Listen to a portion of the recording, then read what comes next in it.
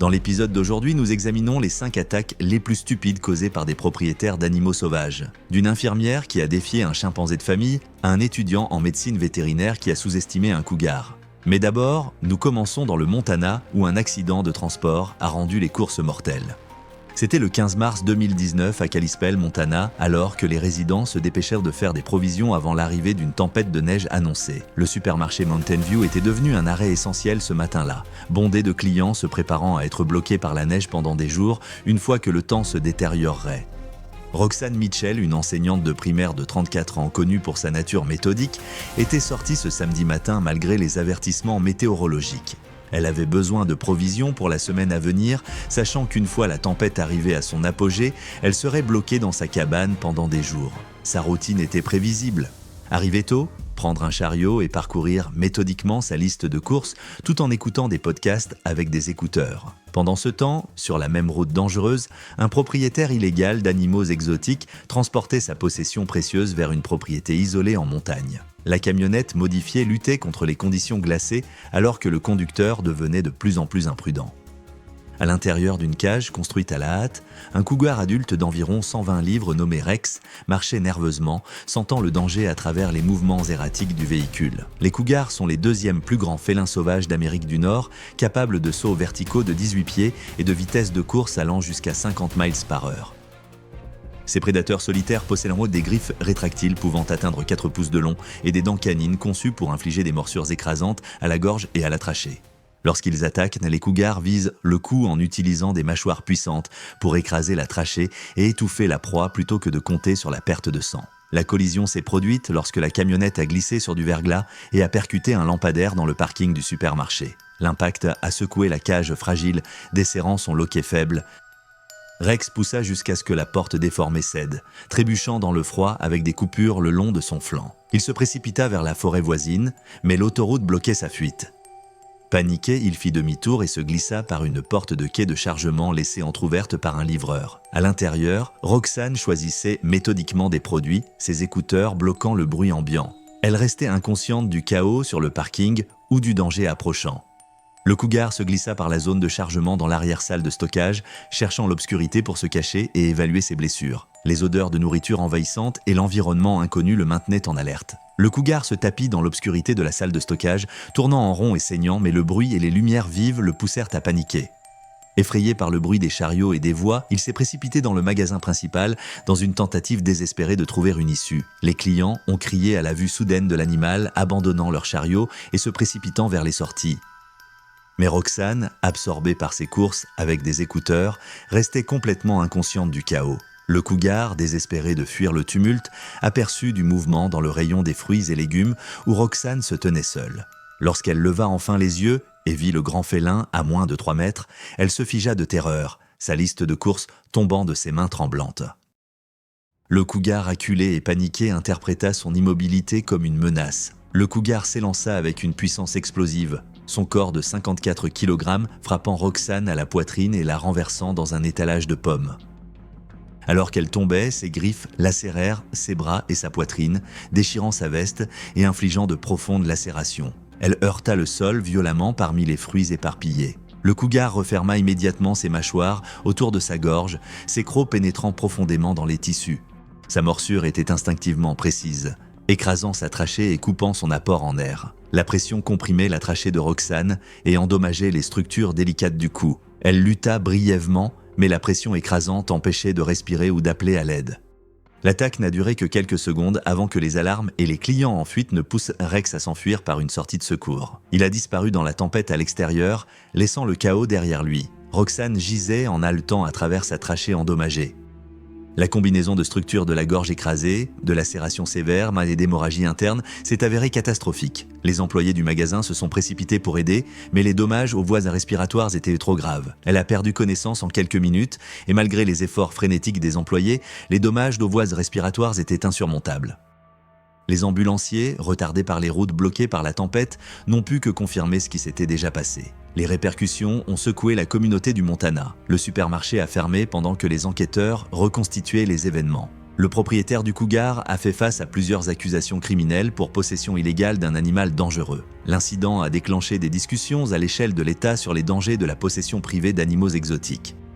L'histoire de Roxanne Mitchell était un rappel dévastateur de la rapidité avec laquelle les instincts sauvages peuvent ressurgir lorsqu'un animal exotique se retrouve piégé et désespéré. Pour Celeste Howard, ce n'était pas l'animal d'un étranger qui représentait une menace, mais le chimpanzé bien-aimé de son beau-frère qui transformerait un dîner de famille en son dernier repas. C'était le 22 août 2020 lorsque la famille Howard s'est réunie sur leur propriété rurale à l'extérieur de Tulsa, Oklahoma, pour un petit dîner de fin de semaine. Le domaine de 40 acres, entouré de collines ondulantes et de forêts de chênes, offrait une isolation idéale pour le passe-temps inhabituel de Robert Howard. Il était légalement autorisé à posséder des animaux exotiques, y compris son chimpanzé mâle de 8 ans nommé César. Celeste Howard, une infirmière pédiatrique de 29 ans de Oklahoma City, avait conduit 2 heures pour rendre visite à la famille de son beau-frère.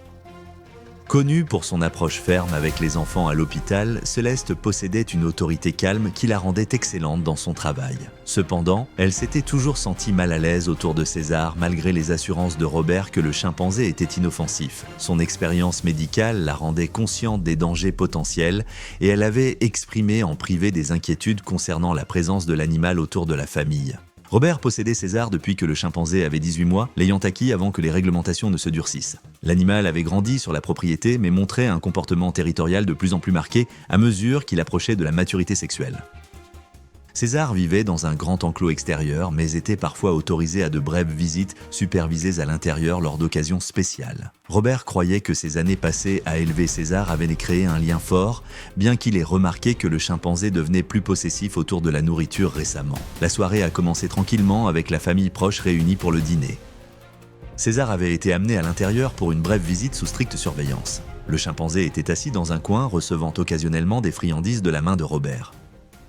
Cependant, l'animal montrait des signes subtils d'agitation tout au long de la soirée, se déplaçant, vocalisant et montrant les dents lorsque les membres de la famille bougeaient rapidement. Les chimpanzés sont les plus proches parents vivants de l'humanité, partageant 98,8% de notre ADN. Mais cette similarité masque leur incroyable force physique et leur nature imprévisible. Les chimpanzés mâles adultes peuvent peser entre 120 et 170 livres et possèdent une force 5 à 7 fois supérieure à celle des humains. Leurs bras sont nettement plus longs et plus musclés, avec des mains capables d'exercer une force de préhension écrasante. Les chimpanzés ont de grandes canines acérées de plus d'1 pouce de long, conçues pour la défense et l'établissement de la dominance. À mesure que les chimpanzés atteignent la maturité sexuelle vers l'âge de 8 à 10 ans, ils deviennent de plus en plus territoriaux et imprévisibles. Lorsqu'ils sont agités, les chimpanzés ciblent généralement les zones vulnérables, les mains, le visage et les pieds, utilisant une prise puissante et des dents acérées. La séquence fatale a commencé lorsque César, pesant 130 livres, s'est approché de la table à manger et a pris de la nourriture dans l'assiette de Céleste. Ce comportement s'était déjà produit auparavant, mais les instincts de nourrice de Céleste ont pris le dessus et elle a dit fermement non tout en repoussant doucement sa main. Ce contact physique direct et ce défi à la dominance perçue de César ont déclenché une réaction explosive.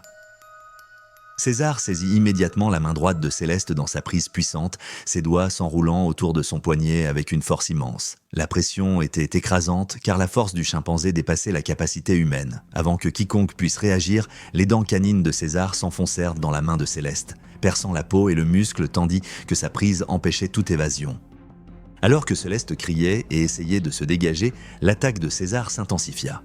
Ses dents déchirèrent sa main et ses doigts, causant de graves lacérations et des blessures écrasantes aux os délicats. La main libre du chimpanzé attrapa son autre bras, maintenant le contrôle pendant qu'il continuait à mordre sa main droite. Le sang coulait alors que les dents de César endommagèrent les tendons, les nerfs et les vaisseaux sanguins. Lorsque Céleste tomba en arrière, César la suivit au sol, déplaçant son attaque vers son visage. Ses mains puissantes immobilisèrent sa tête tandis que ses dents déchiquetaient les tissus mous autour de son nez et de ses yeux. Robert et sa femme sont immédiatement intervenus, criant et attrapant César, mais l'agression ciblée de l'animal et sa force supérieure rendaient l'arrêt de l'attaque difficile. Robert a saisi une chaise en bois et a frappé César, ce qui a finalement poussé l'animal à lâcher Céleste et à battre en retraite. L'attaque entière a duré environ 45 secondes, mais les dégâts étaient catastrophiques. Céleste a subi un traumatisme sévère à la main droite avec de multiples fractures et des lacérations profondes sectionnant des tendons et des vaisseaux sanguins importants. Les blessures faciales étaient étendues, y compris des dommages catastrophiques à son nez et à ses yeux. La combinaison d'une perte de sang sévère, du choc dû au traumatisme et d'un risque potentiel de compromission des voies respiratoires à cause du gonflement du visage a créé une urgence vitale. Robert a immédiatement appelé le 911 tandis que sa femme tentait de contrôler le saignement avec des serviettes.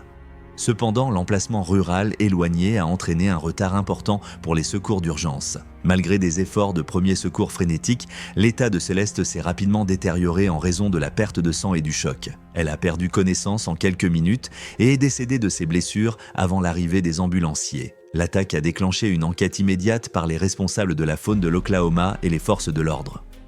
César a été mis en quarantaine et plus tard euthanasié après qu'une évaluation comportementale a confirmé sa nature dangereuse. Robert a fait l'objet d'un examen minutieux concernant ses permis et sa gestion, bien que des lacunes dans la loi de l'Oklahoma signifiaient qu'aucune accusation n'a été portée. L'incident a relancé le débat sur la possession privée d'animaux dangereux et a mis en lumière les risques auxquels même les dresseurs expérimentés sont confrontés avec des chimpanzés adultes. La tragédie de Celeste Howard a démontré à quelle vitesse un animal exotique apparemment gérable pouvait devenir mortel lorsque des instincts territoriaux émergeaient. Pour Malcolm Green, le danger ne se cachait pas dans une salle à manger familiale, mais attendait dans le garage aménagé où son ours noir illégal devenait de plus en plus agressif chaque mois. C'était le 8 novembre 2021, lorsque Malcolm Green a fait sa dernière descente dans le garage aménagé qui était devenu son dangereux secret. La modeste maison dans le Montana rural se trouvait sur 20 acres de terrain densément boisé, offrant une couverture parfaite pour le passe-temps risqué de Malcolm. La propriété était suffisamment isolée pour que les voisins ne la visitent que rarement et la forêt dense aidait à étouffer les sons inhabituels provenant du garage renforcé. Malcolm Green, un contremaître de construction de 41 ans, avait toujours été attiré par les situations dangereuses et les animaux exotiques. Ses collègues le connaissaient comme un homme qui prenait des risques inutiles, se vantant souvent de son intrépidité. Cette confiance imprudente l'avait conduit à acquérir un jeune ourson noir 2 ans plus tôt par des moyens douteux, profitant des réglementations indulgentes du Montana sur les animaux exotiques. Malcolm s'était convaincu que l'élever depuis son jeune âge créerait un lien indéfectible. Il avait dépensé une somme considérable pour transformer son garage en ce qu'il croyait être un enclos adapté, renforçant les murs et installant des serrures robustes.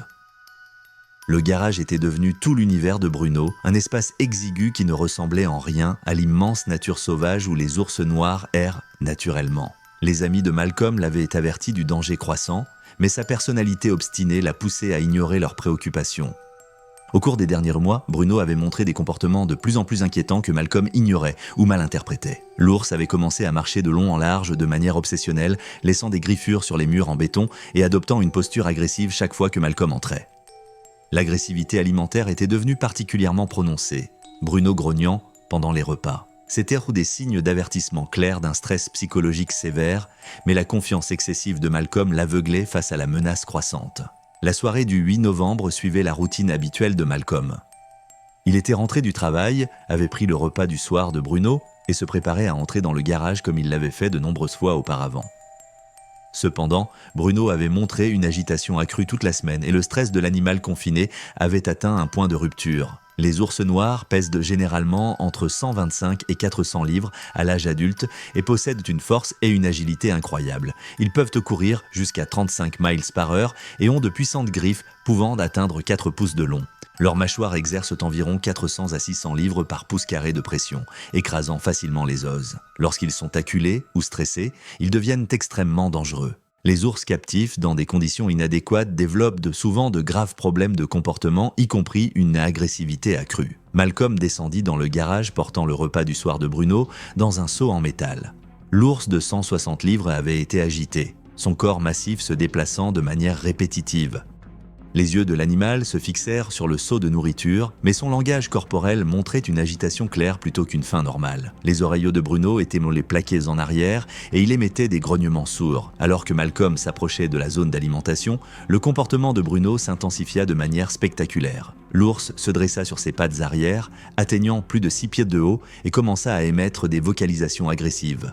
Malcolm, confiant dans sa routine et ignorant les signes d'avertissement, continua avec le seau de nourriture. Ce fut l'erreur fatale, entrer dans l'espace confiné d'un ours territorial très stressé pendant le repas. Bruno retomba sur ses 4 pattes et attaqua avec une force explosive. Son corps de 70 kilos a percuté Malcolm comme un bélier, le projetant immédiatement contre le mur en béton. L'impact a brisé plusieurs côtes et causé de graves blessures internes.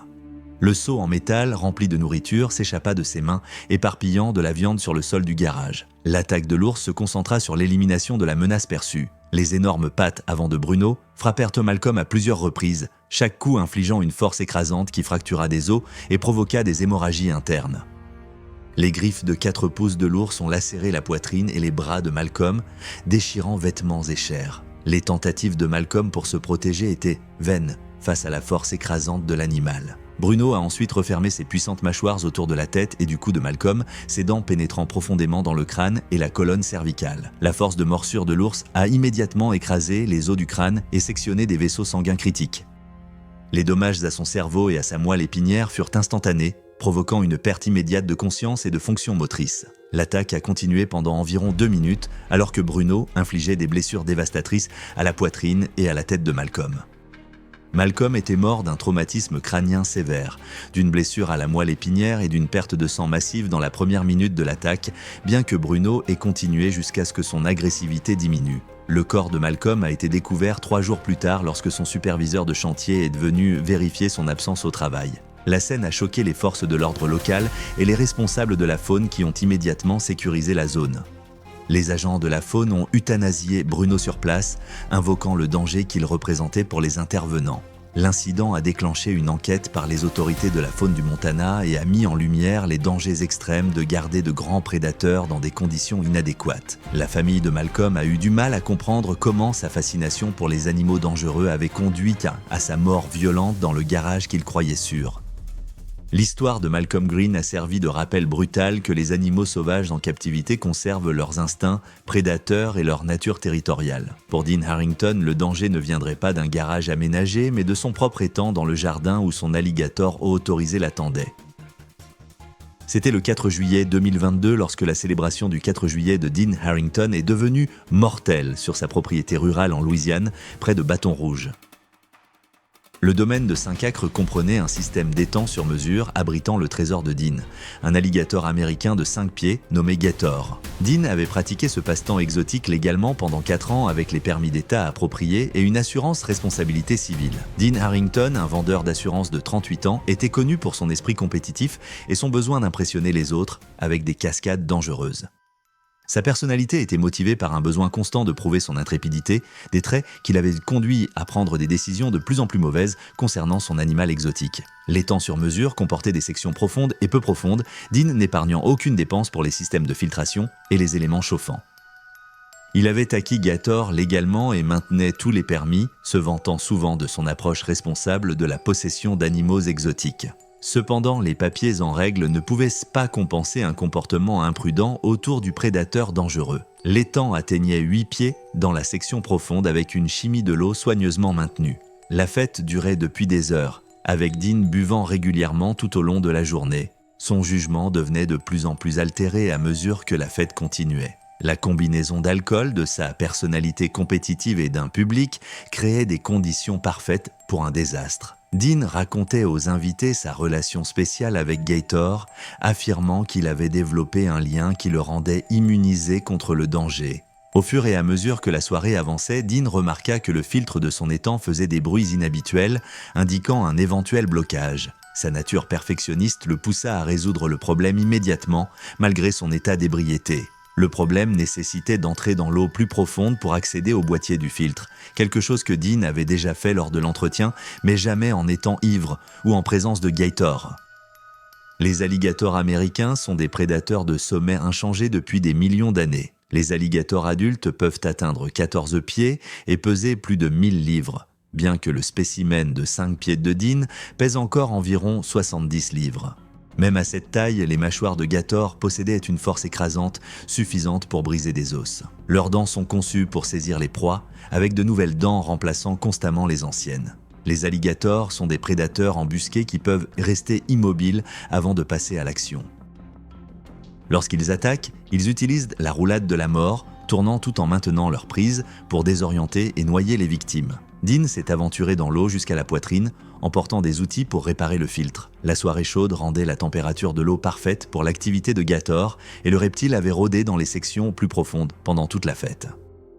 Le jugement altéré de Dean l'a amené à ignorer le danger évident, convaincu que son expérience de propriétaire avait créé un lien protecteur. Gator avait surveillé les mouvements de Dean depuis les profondeurs troubles, percevant les vibrations dans l'eau. Alors que Dean se penchait pour atteindre le filtre submergé, il présentait une cible parfaite pour une embuscade.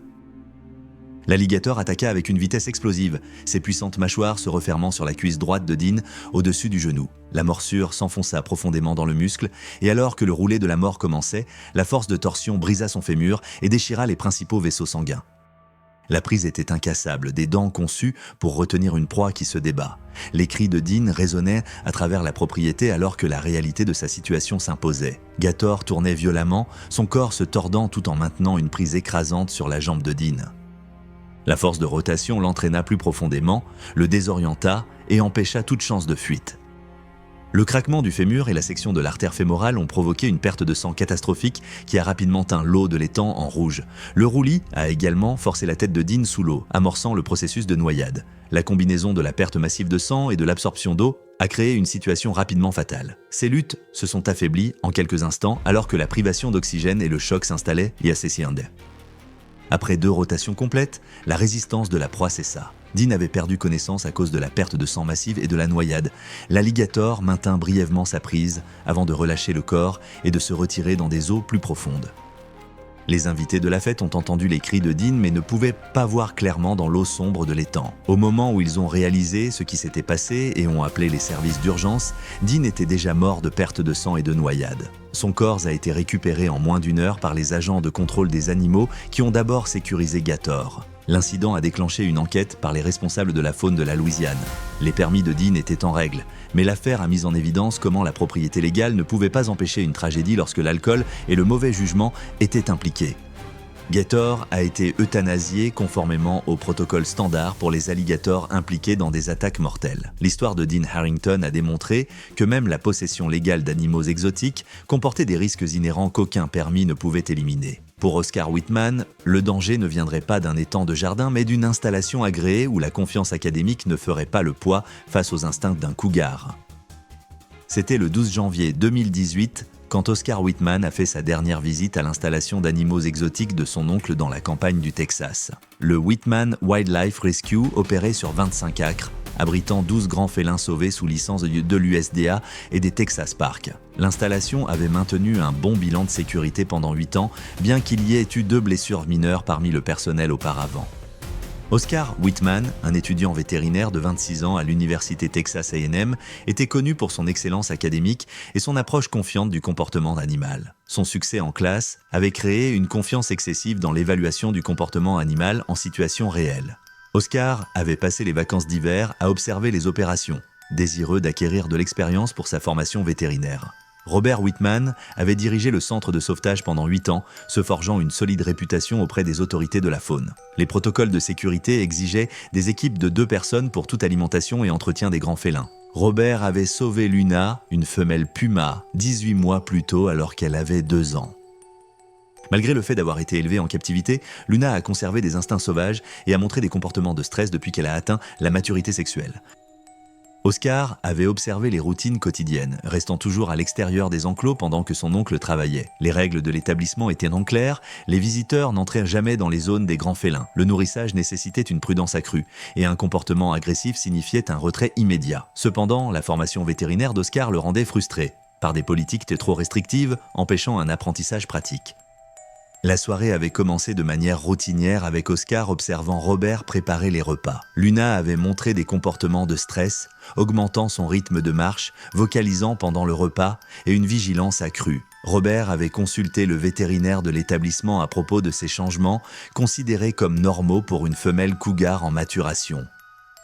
Lorsque Robert s'éloigna pour récupérer de la viande dans le congélateur, Oscar décida impulsivement d'entrer dans l'enclos de Luna pour placer son bol de nourriture plus près de son endroit préféré.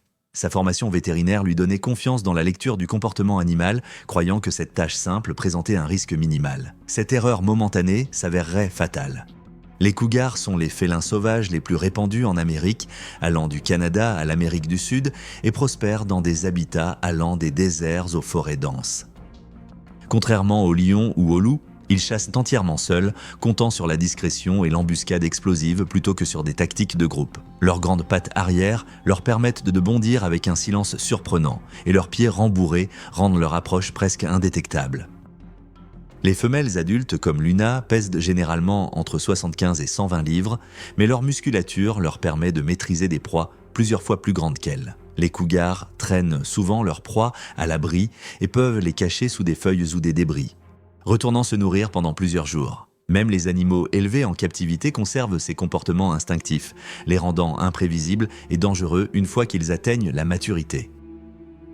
Oscar est entré silencieusement dans l'enclos de Luna en portant son bol de nourriture, croyant que son approche calme éviterait de surprendre l'animal. La femelle cougar de 90 livres est immédiatement devenue alerte face à l'intrusion. Le langage corporel de Luna montrait du stress. Oreilles en arrière, queue frémissante, muscles tendus. Mais Oscar a mal interprété ces signaux comme de la curiosité. Alors qu'Oscar s'approchait de la zone d'alimentation, les instincts prédateurs de Luna s'activaient. Le cougar surveillait ses mouvements avec une intensité concentrée, percevant chaque pas comme une menace potentielle pour son territoire. Lorsqu'Oscar se pencha pour poser le bol, il offrit une occasion parfaite pour une attaque en embuscade. Luna frappa avec une puissance explosive, se lançant d'un seul bond. Son corps de 40 kilos a frappé Oscar dans le dos avec une force dévastatrice, le renversant immédiatement face contre terre et se positionnant pour une morsure mortelle. L'impact a projeté Oscar au sol, l'étourdissant et empêchant toute défense efficace. Les griffes du cougar se sont entièrement déployées lorsqu'elle a atterri, ses serres acérées et pénétrant profondément dans les épaules et le dos d'Oscar pour maintenir sa prise. La douleur fut immédiate lorsque les griffes de Luna lacérèrent ses omoplates, déchirant la veste et la chair. Les tentatives d'Oscar pour se retourner étaient vaines face à la position supérieure du cougar. Les instincts meurtriers de Luna la dirigèrent vers le cou d'Oscar, la cible la plus vulnérable pour une incapacitation rapide. Ses puissantes mâchoires se refermèrent sur l'arrière de son cou avec une force écrasante, les dents canines pénétrant profondément dans la zone cervicale. La morsure visait la base de son crâne et les vertèbres cervicales supérieures, suivant un programme évolutif qui rendait les cougars des tueurs efficaces. Les dommages au cou d'Oscar étaient de graves et immédiats. La morsure de Luna a écrasé les vertèbres et endommagé la moelle épinière, tandis que ses dents ont perforé des vaisseaux sanguins majeurs. Le traumatisme a provoqué une perte rapide de fonction motrice et de conscience. Le corps d'Oscar devint mou alors que la blessure à la colonne vertébrale éliminait sa capacité à bouger ou à appeler à l'aide. Luna maintint sa prise pendant environ 1 minute, assurant une soumission complète. La pression de la mâchoire du cougar continua, causant des dommages supplémentaires aux vertèbres et aux vaisseaux sanguins compromis. Oscar a rapidement perdu connaissance à cause du traumatisme spinal et de la perte de sang, ses systèmes vitaux s'arrêtant en raison de blessures catastrophiques. Robert est revenu pour trouver Oscar immobile avec Luna, debout au-dessus de lui. Le cougar s'est immédiatement retiré lorsque Robert est apparu, lui permettant d'appeler les services d'urgence. Cependant, Oscar était déjà mort d'un traumatisme massif de la moelle épinière et d'une perte de sang. L'incident a déclenché une enquête immédiate par l'USDA et les responsables des parcs du Texas.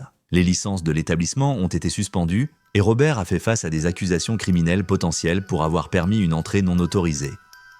Luna a été euthanasiée conformément au protocole standard pour les grands félins impliqués dans des attaques mortelles. L'affaire a mis en évidence comment de brèves lacunes dans les protocoles de sécurité pouvaient avoir des conséquences mortelles. La famille d'Oscar et la communauté vétérinaire ont pleuré la perte d'un étudiant prometteur dont l'excès de confiance momentanée lui a coûté la vie. La tragédie d'Oscar Whitman a démontré que les animaux sauvages conservent des instincts mortels, même en captivité, et que les connaissances académiques ne peuvent remplacer le respect des protocoles de sécurité. Ces 5 attaques d'animaux exotiques prouvent que les animaux sauvages ne devraient jamais être gardés comme animaux de compagnie, peu importe les permis ou l'expérience. Cliquez sur la vidéo suivante pour voir d'autres rencontres animales choquantes qui vous laisseront sans voix.